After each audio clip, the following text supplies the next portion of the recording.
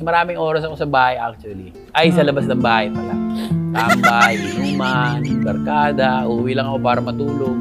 Kaya yung nanay ko, hirap na hirap kung tatawagin niya pa akong anak ko.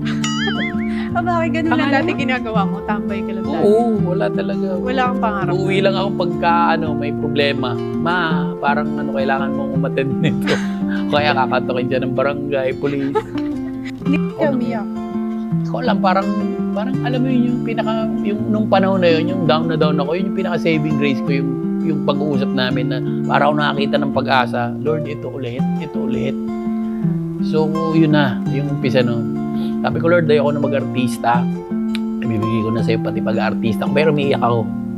Lord, ayoko nang unahin yung sarili ko. Ayoko nang unahin. Gusto ko, sabi ko, Lord, kung ano yung balak mo sa buhay ko, gamitin mo na ako. Ito na yun. 50 years old na ako eh. Kung ginamit ko yung buhay ko noon sa mga kagaguhan, mga walang kakwenta-kwentang bagay, Lord, gamitin mo na ako. Ito na yun. Sinusuko ko na sa iyo yung pangarap ko na maging artista pa ulit ako,